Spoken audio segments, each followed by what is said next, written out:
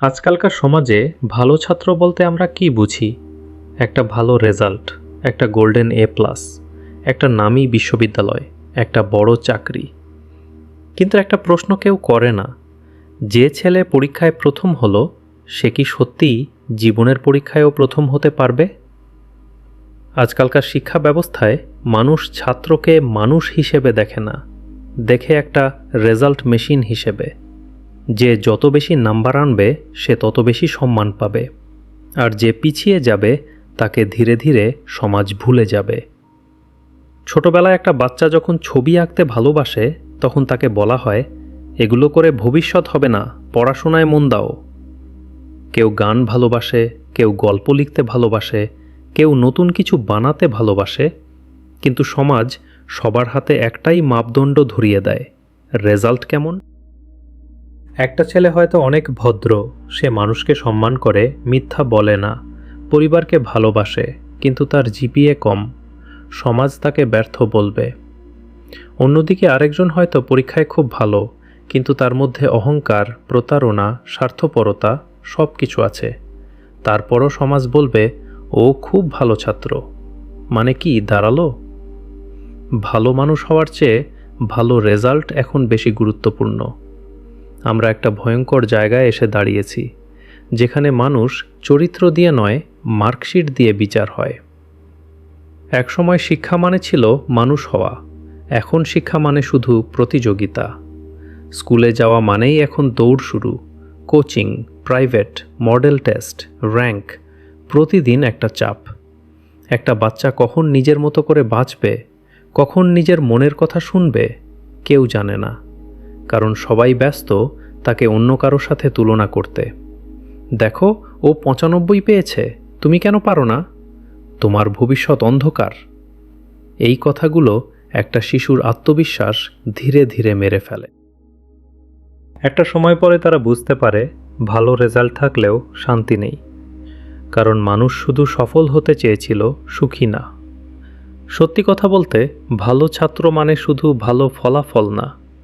ভালো ছাত্র হলো সেই মানুষ যে শেখার আগ্রহ হারায় না, যে ভুল করলে শিখতে পারে, যে অন্যকে সম্মান করতে জানে, যে নিজের চিন্তা দিয়ে পৃথিবীকে দেখতে পারে।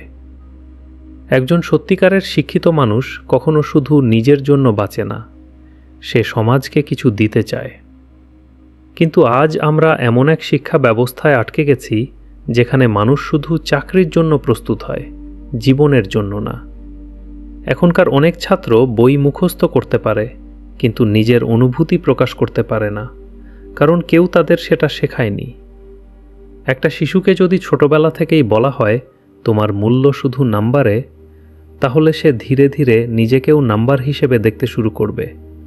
তার আত্মসম্মান রেজাল্টের সাথে জড়িয়ে যাবে। একদিন খারাপ ফল করলে সে ভাববে আমি ব্যর্থ। এই চিন্তাটা ভয়ঙ্কর, কারণ একটা পরীক্ষার খাতা কখনো একজন মানুষের পুরো যোগ্যতা প্রকাশ করতে পারে না।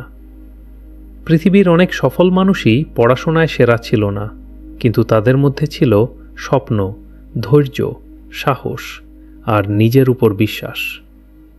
আজকালকার সমাজে সবচেয়ে দরকার এই কথাটা বোঝা, সবাই একরকম না, সবার মেধা এক জায়গায় না। কেউ দ্রুত শিখে, কেউ ধীরে শিখে, কেউ বইয়ে ভালো, কেউ বাস্তব জীবনে ভালো। তুলনা করলেই সমস্যা শুরু হয়, কারণ তুমি যখন একটা মাছকে গাছে উঠতে বলবে তখন সে সারা জীবন নিজেকে অযোগ্য ভাববে। আমাদের সমাজ ঠিক সেটাই করছে, সবাইকে একই পরীক্ষায় মাপছে। এই কারণেই এত প্রতিভা হারিয়ে যাচ্ছে। অনেক মানুষ নিজের আসল ক্ষমতাটাই আবিষ্কার করতে পারে না, কারণ তারা সারা জীবন অন্যের সংজ্ঞা অনুযায়ী ভালো ছাত্র হওয়ার চেষ্টা করে গেছে। একটা সময় পরে বুঝতে হবে জীবন শুধু পরীক্ষার হলো না, জীবন অনেক বড়। এখানে সম্পর্ক আছে, মানসিক শান্তি আছে, নৈতিকতা আছে, ব্যর্থতা আছে, আছে আবার নতুনভাবে শুরু করার সাহসও আছে। একটা ভালো রেজাল্ট তোমাকে চাকরি দিতে পারে, কিন্তু ভালো চরিত্র তোমাকে সম্মান দেবে। একটা ডিগ্রি তোমাকে পরিচয় দিতে পারে, কিন্তু তোমার ব্যবহার ঠিক করবে মানুষ তোমাকে মনে রাখবে কিনা। তাই সন্তানকে শুধু ভালো ছাত্র বানানোর চেষ্টা না করে ভালো মানুষ বানানোর চেষ্টা করা উচিত।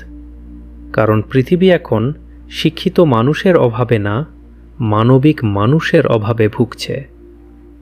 শেষ পর্যন্ত জীবনে সবচেয়ে গুরুত্বপূর্ণ হলো তুমি কত নাম্বার পেয়েছো সেটা না, তুমি কেমন মানুষ হয়ে উঠেছো সেটা।